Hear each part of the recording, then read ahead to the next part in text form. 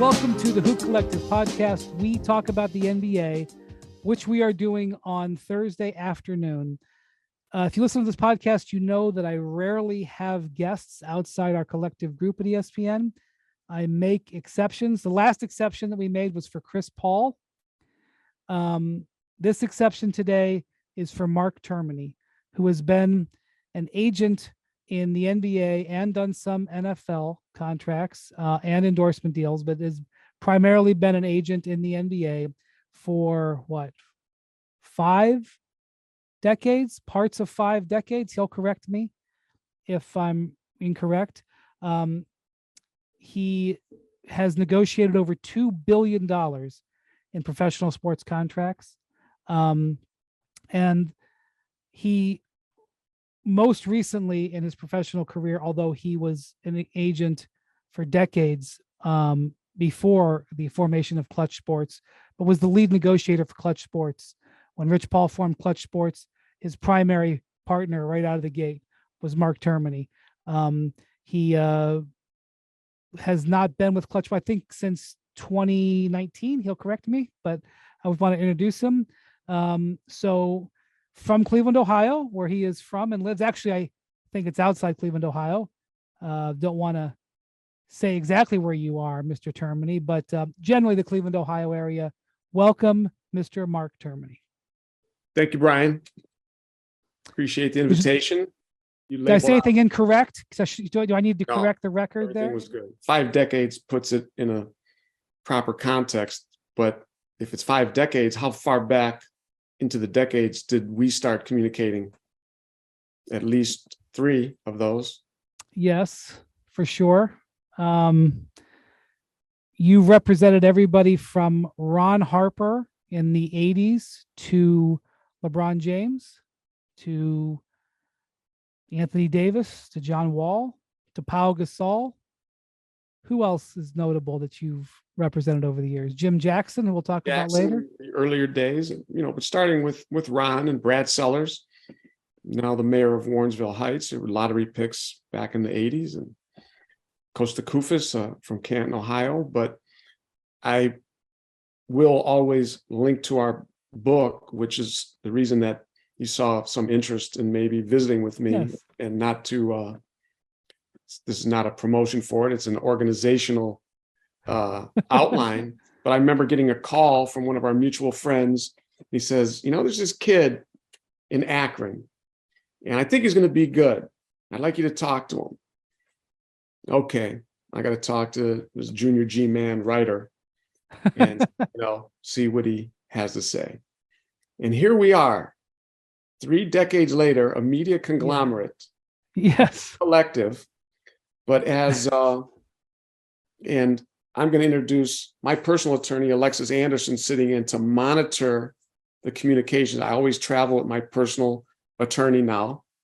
I have 2, Wendy Cohn, who's a senior partner, and my young associate monitoring everything. But as she will tell you in the book, success has 1,000 fathers and failure is an orphan. So due to your success, Brian, I'm taking some credit for it, because that day that I talked to you about some arcane thing in the collective bargaining agreement when you introduced yourself, you've done a heck of a job with your career. So congratulations to you, but I will take a tiny bit of that credit. And rightly so. So Mark Termini has a book, Words to Negotiate By. Now, let me just say that I am thrilled that Mark Termini wrote a book because this gentleman, and he may not agree with all this, but he is one of the most intriguing, fascinating people in the NBA that the average fan doesn't know about. I'm thrilled that he agreed to come on today. We're going to talk a lot about the league and contracts and players and stuff like that. And this book is a collection of mottos, sayings, adages, pearls of wisdom, with his comments on many of them. And the one that I think is my favorite in the whole book. There's many that are not attributed to you. There's you quote everybody from Shrek characters to Estee Lauder to all kinds of different people in the NBA to famous philosophers and logicians, Sicilian proverbs, which is some of your favorites. But the thing that is in this book that is my favorite page and is the page that I think personifies Mark Termini and the $2 billion of contracts that he negotiated and our many conversations over the years is this right here, which is, quote, the NBA cares, but not that much. Which is the NBA cares is their charity arm. He's not talking about charity, but Mark, I'd like you to explain your philosophy about why you say the NBA cares, but not that much. Well, because my career, Brian, as you know, it's been behind the scenes the way I want it to be, and I purposely kept it there for a number of reasons, business oriented and others. But the NBA is the best, most successful, most powerful sports marketing organization in the world. They deserve all the credit for that. But my job and my duty was to my clients to maximize their situations as players, to protect them from the business challenges that would come about in this very tough business of being a professional athlete. And I learned over the years, not only as kind of a characterization, but as a protective mechanism to realize that players and agents that come into the league and think that the perception of any sports organization, professional sports organization, from the NCAA, which is a professional sports organization, to the NBA, to the NFL, they're in business to maximize their profits and to put on their production. And if you don't realize that early on, you're going to learn a very harsh lesson. So I just try to explain to the clients and the people that I advise that you cannot be naive to what this is as a business. That could be through trade, injury situation I just explained, and I'm going to categorize, we'll talk about more items of propaganda. The league is extremely skilled at messaging, at their verbiage, and the fact that NBA Cares might be a great program for rehabbing houses or courts in the city. When it comes to your business as a player, protect yourself and have somebody that's going to know how to protect you. For sure. So I don't want to spend too much time talking about the 80s and 90s, but some things happened in the 90s with you and your clients that affect business today. And I think several different things have happened in your career. I think there's 4 of them that I think highlight where you were involved in situations that changed the way NBA business operates. I wondered if we could go through them a little bit and just to illustrate the push and pull that happens every single year, if not every single day, between the NBA players and the NBA sort of hierarchy. And the first one being the Jim Jackson contract holdout of, what was that, 1994? 1992. So Jim Jackson is what pick in the draft of the Dallas Mavericks? Fourth. And at the time, there is no rookie. Shaq is first. Mourning is second. Leighton is third. Jimmy's fourth. So you can see it's still burnt into my psyche. Right. Okay. And I believe LaFonso Ellis was fifth, but I didn't want to acknowledge the 5th pick because Jimmy was in the group before. And Jimmy's done, everybody knows who Jim Jackson is. He's he's had success on your path the same way with broadcasting and all he's doing NBA TV. So should be known by a lot of people that follow the NBA. But the key point that you're getting to is there's no rookie scale. That's the key difference. 92. Now the young men that rejoice tearfully on draft day think that the rookie scale is awesome. They have not lived with anything else. But in those days, you got what you could negotiate out of the box as a rookie. 6-year deal, 10-year deal, 4-year deal, 3-year deal. So that's what brought the issues to bear on that situation. So let me know what else you strike. Well, so he didn't sign a contract, couldn't agree to terms, and the word holdout is a delicate term with agents, I know, because he wasn't under contract, so he wasn't holding out, but he did not sign at the start of the season.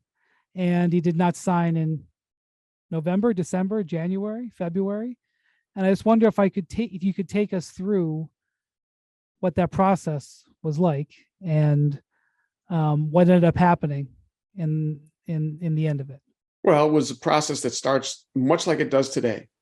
Everybody was highly joyous on draft day. It was a high pick. The draft was in Portland. They had the green room, much of the same fanfare, but of course, no social media. But it was a big event, especially when you have Shaquille O'Neal as your number one pick. The USA Basketball was preparing, I think it was a pre-Olympic preparation. So everybody in the league and the world of basketball was focused on that draft. And the problem that we immediately encountered was we were in the transition from the 70s and 80s and the league being very shaky and salaries being in the $200,000, $300,000, $400,000 range, maybe. And now players were starting to get in the multi-million-dollar range. And rookies, because of no restraints, were aspiring to get salaries that were equal to all-star players, multi-million-dollar per year contracts. And without getting into another book level explanation, the Dallas Mavericks were very much an old school franchise. Every time that they drafted a player, that player became the line of demarcation in the salaries. That's how contracts were negotiated. If you were an agent, you could never let a player drafted behind your player get more money. If you did, the Sharks would be on you and say you did a substandard job. So there was intense pressure on the agents to continually raise the bar and do a contract that would help get you more clients and also be reflective of that particular client's value. So it was really a crossroads time in the NBA where they did not want to pay players $1 million, $2 million, much less $3 million as draft picks before they had even scored a point in the NBA, as everybody continually reminded me at the time. So when Shaq signed and Alonzo signed and Leitner signed 5 to 6 year deals started between 3 and 4 million, because of that pressure and that concern and that goal that I took for granted and I took it on willingly, Jimmy Jackson needed to be grouped with that top 3 group of players. Unfortunately, the owners of the Mavericks, the owner and the management, wanted Jimmy to be grouped with the lower level players that did not get those years and guaranteed money. And that became the crux of the dispute, the dilemma, the impasse, which then resulted in him not signing until the following March after a lot of drama, back and forth, stories, communications over speaker phones from Dallas. There's no fax machines. We subscribed to all the papers around the country. There was no internet to see what was going on.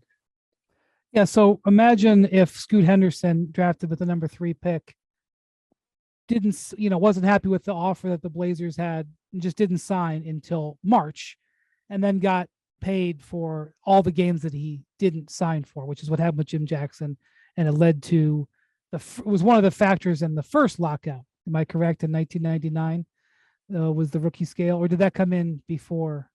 95 was a rookie 95. scale. Yeah. 99 was the max contracts. Is that right?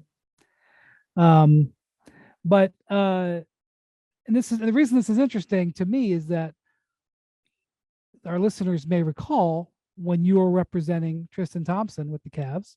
And I know you don't want to necessarily get into the details of the modern stuff here, but Tristan Thompson did not sign a contract when he was a restricted free agent until November, maybe? October, it was right before training camp. I think he might have missed a little bit of training camp, if I recall, but it was late. Okay. I was just telling people, his agent once stood firm until March and got every dime. So if you think that he's going to be intimidated by not having a contract at the start of the season, you're incorrect.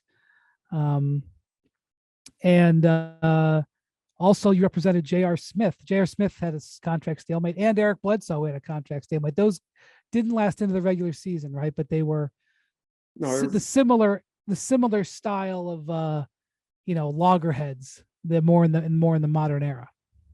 loggerheads, arm wrestling, whatever you want to call it. It was just me trying to find a way as a prospector for leverage and as somebody that was experienced to say, there's more ways to approach this debate about compensation than just to look elsewhere and see what another team could offer. And if there was no so-called market elsewhere, come back to the team hat in hand and say, I guess I'll have to take whatever you're offering. That was totally against my foundation and my psychology, my policy, and what I felt my duty was to my client, and what I was trying to prove to them why they were going to owe me a big fee is because I was going to produce that value and not cave into the team because there was, quote, no place else to go. And marketplace constantly gets thrown up as, well, if there's no market for him, well, it's not really a market. It's an artificial market. It's not an open market. So the fact that there's no place for Tristan to go, or JR to go, or Eric to go, or Jimmy for that matter, and this thread connects all the way back to 92. My retort to that was, well, there's no place for you to go either. So if you can find another starting power forward, or another potential all-star point guard, or another fourth pick in the draft, that's how I turned it on the teams. And history is there now in the annals. They had no place else to go. And so they paid a little more money. They've made out okay, which is another point that I think I saw at the time. And I'm not Nostradamus, but I've got a pretty good track record at predicting things because I study the league. I pay attention to institutional memory. I have a little bit of experience. I talk to people that are more knowledgeable than me. And in 92, the economics of the league were on the rise. In 2016, the economics of the league were spiking. With LeBron, with the 1-and-1, people said, wow, what a smart financial decision, Termini architected on Clutch's behalf and LeBron's behalf. It's like, look, I'm not the beautiful mind over here. All right. I'm a guy that went to Case Western Reserve and took no math classes. Is that right? I'm from Holy Name High School, Brian. I would never tell you anything that's not 100% honest. Now, you don't know anything about Case Reserve. You don't want to talk about the 90s or 80s. So does that mean the 70s are out too?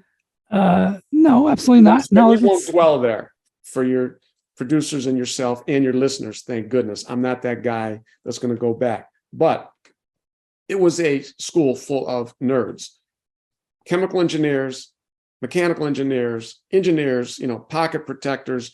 It's hard to get through there with no math at all. I was there to play basketball, if you can, as misguided as I was on a small level.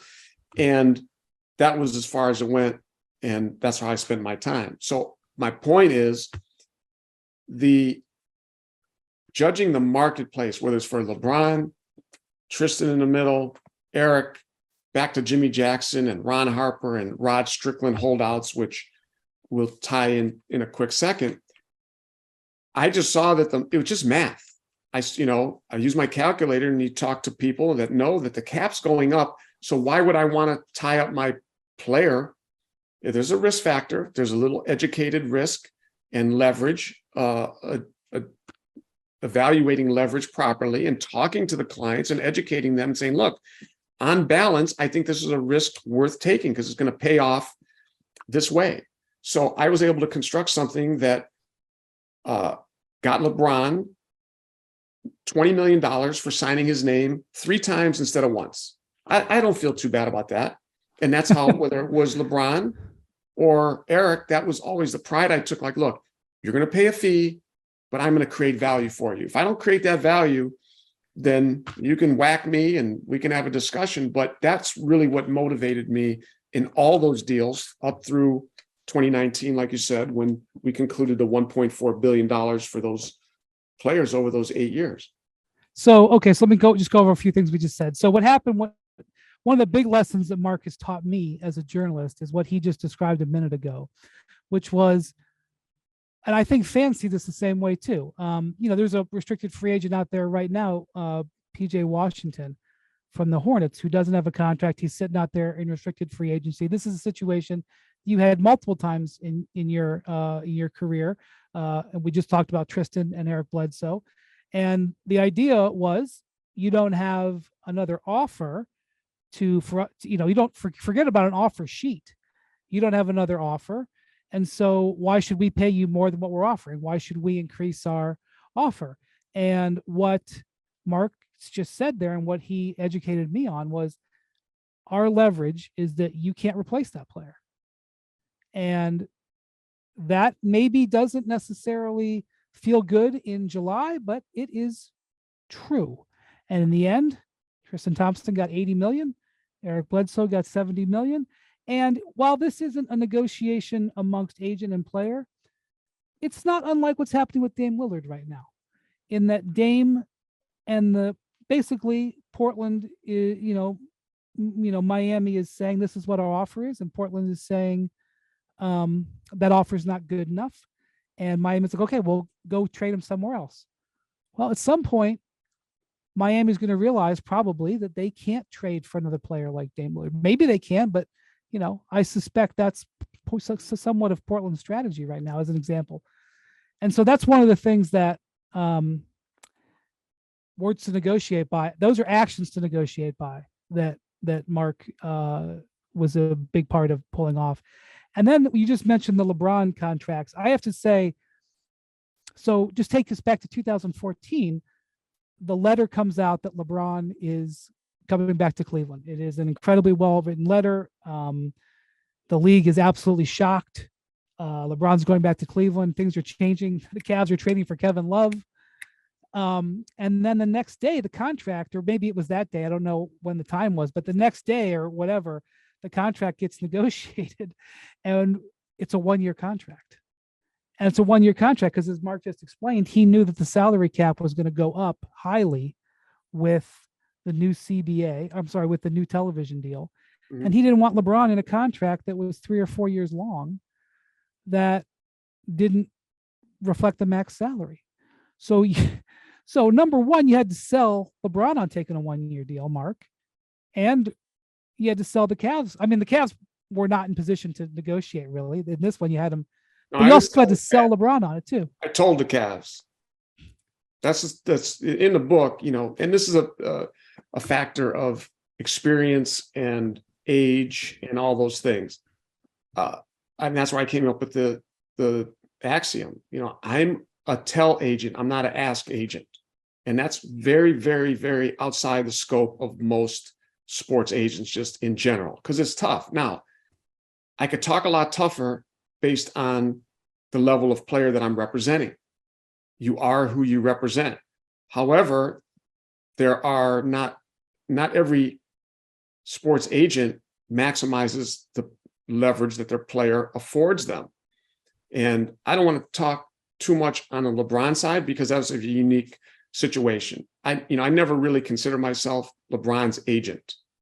I was a mechanic. I was brought in to do a task. The task was to negotiate the contracts, and those relationships were tremendous. All those clients were excellent, smart men, and my style is to educate the clients because I'm the more experienced person, and that's my area, and that's what they're paying me for. And I found that when you take the time with any of those players, they may be relative levels of experience, they'll grasp what the strategy is. And if there's a certain amount of trust and respect, it's amazing the things you can accomplish. So we did that with all those players through those years. I did that with the players starting in the 80s. But as to LeBron, look, no team, and this is nothing negative towards the Cavs, they don't want their number one asset having that kind of freedom on a year-to-year basis. They still don't. So it had to be imposed upon them. And it was. And one of the points that I was very adamant about is making the point that LeBron had never had a max contract until I was in charge of negotiating his contracts. And if I had a nickel for every time somebody would say, before I represented LeBron, before I was doing his contracts, and it's still to this day about top players, people say anybody could represent, insert name, Michael Jordan, Wembanyama, LeBron James. And my response to that was like, really? Then why has he never gotten a max contract until I did his contract? So it must not be so automatic. So I took pride in that. And the other part was more global. And I felt like if my name is on it, he has to get what he should get, not because of Mark Termini, because who he is. And if LeBron James doesn't get a max contract, there's not going to be any more max contracts. Because if you know how teams work, they're going to come in, they're going to tell the next agent, hey, LeBron doesn't have a max contract. And they tried that with us in 2014. People say, well, I'm sure they just came and just offered you whatever you wanted. No, if I told you the video of this, or showed you the video of this, people that came to downtown Cleveland and they started out, well, we have this much cap room. Not just the Cavs, all the teams that came and met All with the you and teams, Rich. all the teams, multiple teams. A couple of them said right away, like, whatever you want. But a couple of them are very experienced guys, very competitive guys, and they're coming from a history where LeBron did not have a max contract. So that's another point I try to make. These guys don't just give you something.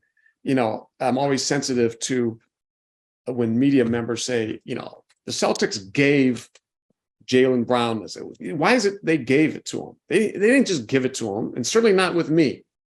I forced them to do that, but it's always the team is on the high ground where they decided to give it. That's right. Well, they might have given it to me at the point of a gun, and you can say call it all you want, but they didn't want to. So teams came in and said, we can give him whatever it was, $10 million under the max, $5 million. And I went to Holy Name High School. They had the nuns, and the nuns had a ruler. And when the nuns thought you were misbehaving, they said, put your hands out there, Mr. Termini, and then they would whack it with your fingers. So when these guys came in, I said, put your hands out there, okay? And I don't know what I grabbed. There was a couple guys that they had to take a little Catholic school pain. I said, it's going to be the max, okay? And then they quickly got to the max and stopped that discussion, and the word got out. But I had to make that point because he had never had that before. And the same thing, one of the points I make in the book is that these threads, some of them are old school, and people say, well, we want to hear about the 80s, 90s. I get it. But if you're smart, you will hear about those things and you'll listen to them, because those are merely issues and business principles that applied then, and they still apply. Doesn't mean you shoot the two-handed set shot. I'm not that guy. But I'm saying those traits, those characteristics, those business issues, you can see them still manifesting themselves today. You may not have the tools of holdouts the same way. You have a rookie scale now, but the psychology of representing the player with skill, with strength, finding leverage, evaluating it properly, being willing to use it, not evaluating or thinking you have more leverage than you do, but also not acting as if you don't have the leverage that you do have. Those are all principles that were applied by me in the 80s. And I see guys using them wisely now, the top agents, and I see other agents or team members not using them properly. And that's kind of what formulated a lot of what's in the book. Yeah, I mean, one of the things one of your quotes in here is that patience is the super tactic. We were just describing the holdout process, the impasse process. I remember when you were representing Damon Jones, and Damon Jones is not a transformational player, but at the time he was an important player.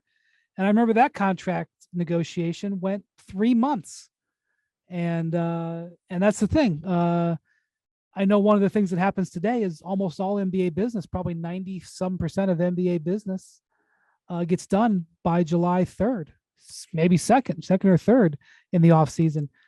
You have your words to negotiate by talks about patience. You're you operate in patience. When LeBron came to Cleveland in 2014, as you're discussing, 9 days, 8 or 9 days before that decision ended up getting made. I mean, that's something that isn't a part of today's operation in today's NBA. That definitely is a part of the way you negotiated for decades. Correct. And I think that's an unappreciated and sorely unused strategy that's there for agents and players. But the mentality and the psychology of the business now is, the players want to see their name on your network scroll on July 1st or July 2nd. By July 3rd, they can't take it. And I've marveled at some of the players who actually go on the record and talk about how stressful it is for them to go through negotiations or free agency.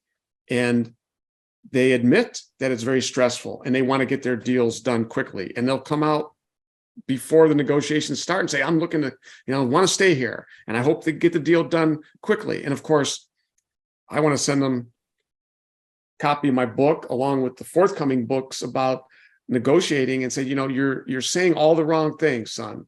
Okay. And whoever's advising you should advise you appropriately, because if I'm the team and I know that you're nervous, why am I going to give you the best deal on July 1st when I can save a few here and a few there? And I think we've seen, to put it in perspective, this gets a little technical, but in the $2 billion of contracts that I've personally done, I've done one non-guaranteed year. Now, the way the business has evolved, and that was a point of, if you took a non-guaranteed year, it was like the team was getting over on it. It's like, look, that's paper. I don't want an option year. I'm not taking it. Well, we won't cite specific examples, but let's just say there's no longer that sensitivity. And NBA contracts are being reported in the media now the way football contracts used to be, and football contracts are being reported the way NBA contracts should be, and took 30 years to be recognized as fully guaranteed versus NFL contracts that are not. It's really an amazing analysis. But from an agent standpoint, and I am a money guy, I don't apologize for it. I try to negotiate the most money for my clients. I want to make the most money for myself. My job, those non-guaranteed deals are paper. And tying again the thread to some of the comments I've made, NBA cares, but not that much. I know that a non-guaranteed contract, if the player's injured, and we've had some recently, you'll see how much paper that is. And you try to take that option year after you're injured or you're waived to the bank and say, yeah, but Brian Windhorst on ESPN reported it as X amount of dollars 3 years ago. Well, what response you'll get from the bank when you show them that headline. So I live that. And I said, I'm not going to allow that. I'm going to fight as hard as I can to protect my player. Whether you refer to as a sheepdog in the book. My players are big, strong, tough guys. My clients and the current players are all that way, or they wouldn't be at this level. But the sheepdog reference is not a literal one. It's a figurative one, because they still need to be protected from somebody telling them on a team, hey, we'll just tack on 2 non-guaranteed years. And you can tell all your friends that look at the ESPN headline that you signed for 150 million when it's really only 40, whatever. I wouldn't allow that. And some players don't understand that maybe there's more there that they can get.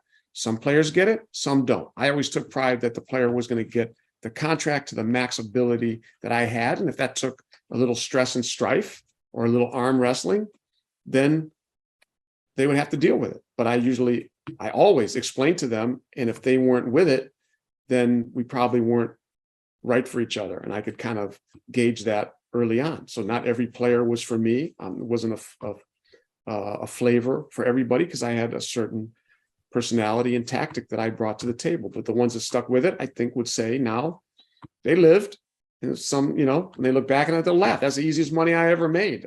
I'm not getting paid till November or advance in July anyway. So why am I going to sign on July 1st when I can get X amount more? That's a key point. Yeah. The basic contract, and I don't know if you'll discuss this, but you negotiated the contract that Ben Simmons is currently on. Ben Simmons' contract, he was facing getting fines because he didn't report to camp with the whole thing with Philadelphia. His contract got 50% or something on July 1st or whatever. You negotiated that. Yeah, So 25 on July 1st, 25 on, but 50% on October 1st. So that was the max that you're allowed to do under the rules, 50% before the season. That was the strategy, and maxing out their cash flow and the receipt of their salary. Yeah, and so that was a negotiating point. Like, who knows how, you don't have to go into all this, but like that negotiating point ended up being pretty important. Not something that anybody could have foreseen, but I think, you once told me about a player where you got all the way to the end of a contract, a long-term deal. And one of the sticking points was you wanted to make sure that if the player passed away, that the contract would be paid out. And that was a sticking point. And fortunately, that player didn't pass away and is still alive and very successful in his end of the business. But all these things matter. Like, that's your job, is to fight for these things. And in the case of Ben Simmons, him getting that money up front was a big factor in the way he was able to handle that situation in Philadelphia. Well, so I mean, I think that there was an article written in the New York Times about how the contracts that I negotiated and the support that all the players gave me to structure that resulted in these all-you-can-get deals, which are really just the max payment schedule coming as fast as it could to the players. And I had to educate the players that there's a thing called present value, the time value of money, and the higher the interest rates go, the more valuable it is to have that money in your pocket faster. And the league knows this. The league has, through collective bargaining, made the contract payments longer and made it tougher to get the money faster. And if you look at it from the league standpoint and how shrewd they are, they're not just worried about one player. They're looking at 15 players on 30 teams times 30 years. And when you keep that amount of money in your pocket for 6 months faster over those years, that's a considerable amount of money that they're earning on, whether you want to call it the float or investment income or whatever. And I've tried to educate the players. I have educated them that, look, again, justification for the fee that I'm charging.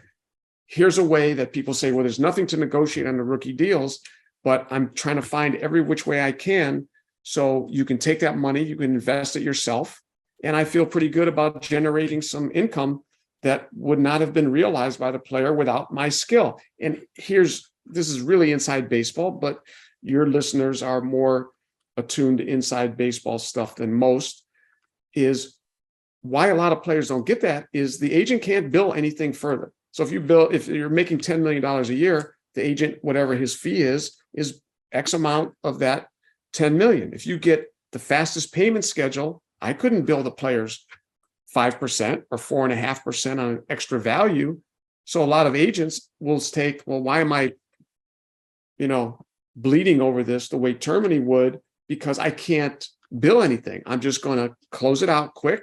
He'll get a little more money later and let Termini fight for that. But that's the pride I took because that's just my nature. And I'm justifying the fee to say, whether it's $100 more or when the interest rates are 5%, or you can invest your money, as one player told me, at 12% and make that kind of return. I feel pretty good that my skills and my will and us working together as a team, all of us, is producing that extra money for you that otherwise wouldn't exist.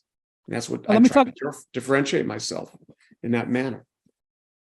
Let me talk about one other instance that happened. It was also with Jim Jackson. I believe it was in 2005. Boy, where was he? He got traded to New Orleans.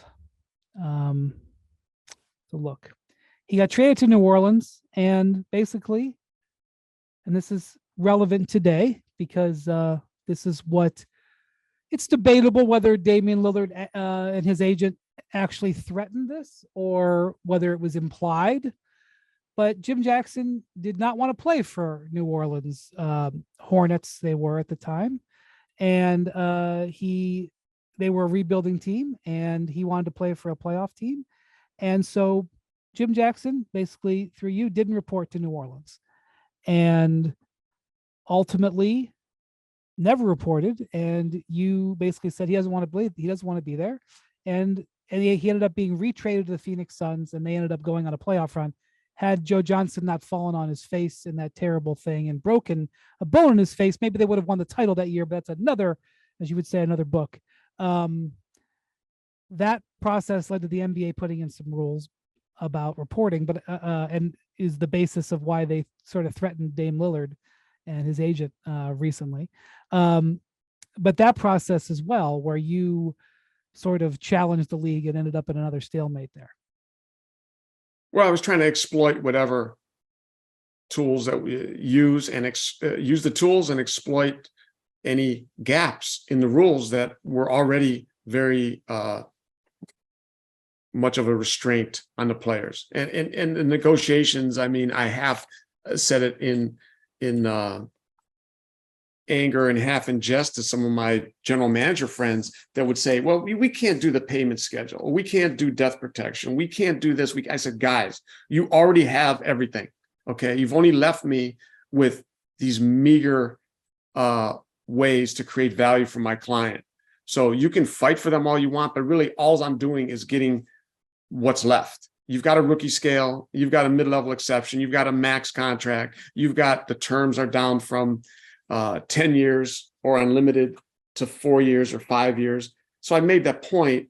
But to your point about Jim Jackson, yes, I mean, he was a veteran player. He didn't want to go and be a mentor to younger players on a terrible team. But to save that part of his career and make it meaningful and to put him in a position to maybe get another contract, you couldn't just ask. They had to be forced, and they were not happy.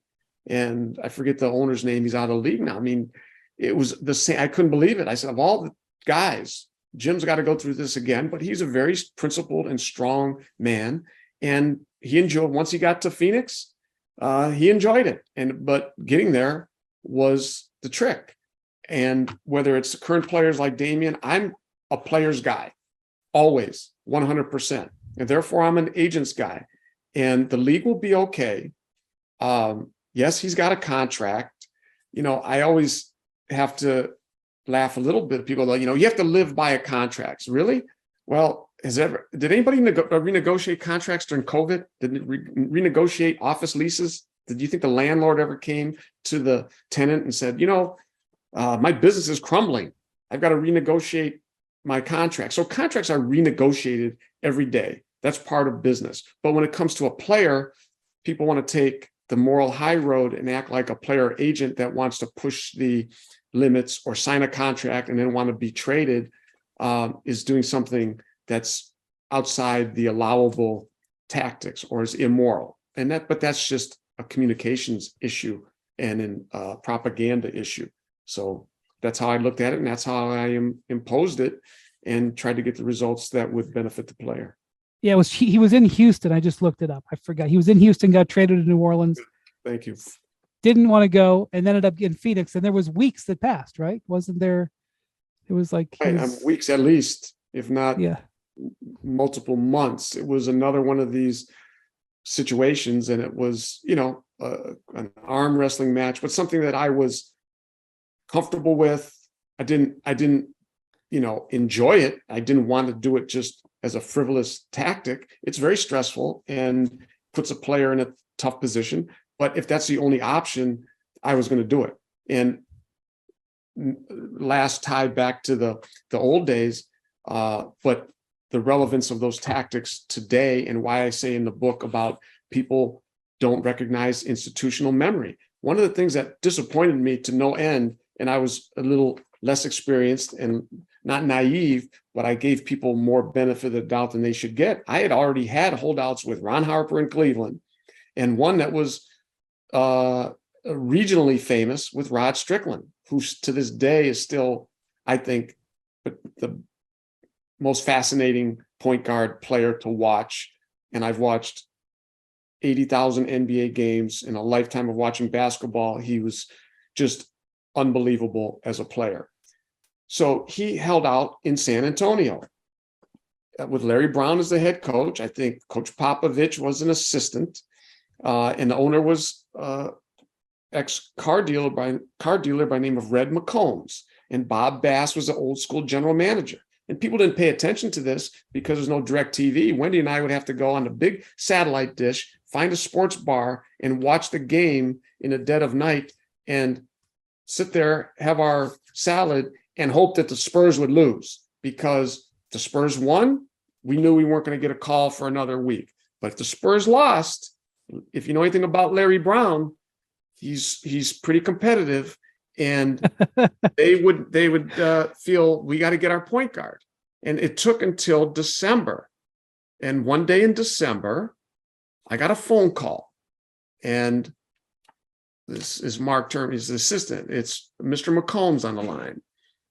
Yes, Mr. McCombs. I was very respectful in those days. I still try to be, but I was much younger. And Mr. McCombs was not the billionaire that owner of the Minnesota Vikings that he ended up being. Just had this team in San Antonio. And after them trying to break us down and do every single thing, for Rod to fire me, for Peter Vesey to eviscerate me for the first of 4 times in USA Today, and nobody liked to hold out. It was Rod and me and his family. And Red McCombs finally enters the equation and says, Mark, I got my Christmas tree downstairs, and I was going down the stairs, and I want to see a point guard under my Christmas tree tomorrow. And I'd like you to bring your point guard here so we can get our point guard back. My imitations of Red McCombs sound like they're all the same, Donald Carter, Red McCombs. But the point was, until he got to the point where they lost enough games and the tension was so high that David Robinson, Sean Elliott, Rod Strickland, I mean, they were a good team. They needed that point guard. So we got on the plane, hopped down there. Rod signed a 1-year deal.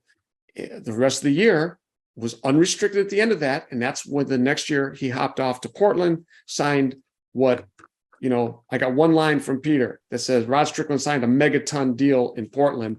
It's like, Peter, you just spent like 10,000 words killing me. But when he finally gets the big deal, I get one throwaway line because we won. And so the point I'm making is the Rod Strickland holdout, which was massive, the Ron Harper holdouts. We come to Dallas, I expect that they have some institutional memory.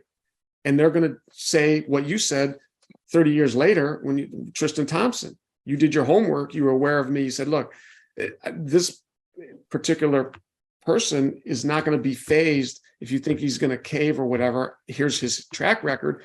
I thought that they had looked that up or were aware of it. But yet we started from scratch with Dallas, and to my dismay, they did not acknowledge that I've already been through this, guys. Do you think that I'm this the 3rd time, or it might have been the 4th? There might have been another one in the middle there that didn't get a lot of attention, but you get my point. They didn't do their homework. And then at the end of it, what does Donald Carter say? Well, I wish I would have got to know Mark a little bit better.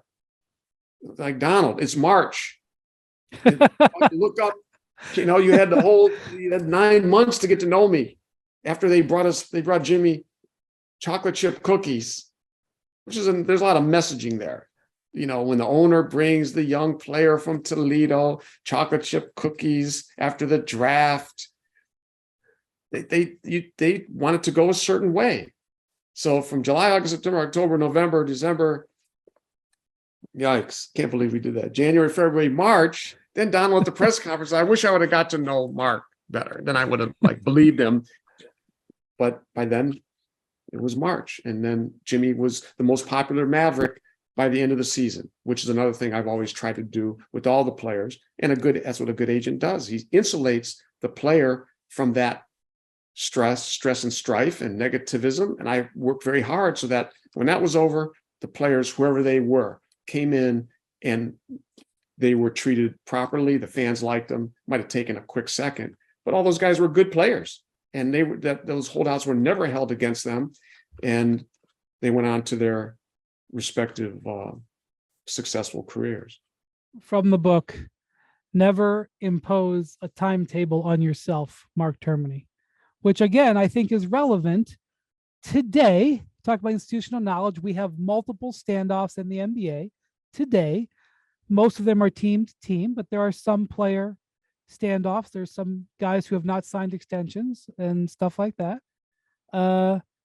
One of the tricks that teams use, and I don't want to make it sound like it's sinister, but one of the things that teams do is, and actually it's funny because I think Daryl Morey, president of the 76ers, he was good at this. Like he and maybe I have it wrong, but I remember he in my mind invented the December 15th trade deadline, which was if you want to trade for a player and then re-aggregate him by the real trade deadline, you got to trade for him by December 15th. A brand new deadline was created.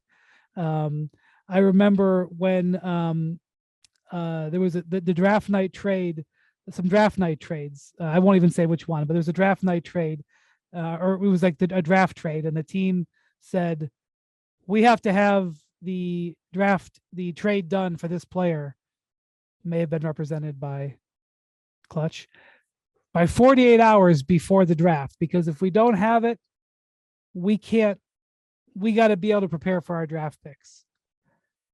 It's a thing that teams do, or anybody does in a negotiation to force action, is to create a timeline, to create a deadline. Yeah. And you're basically, and what you're describing in that, and what I just pointed out is, don't do that. Don't do that.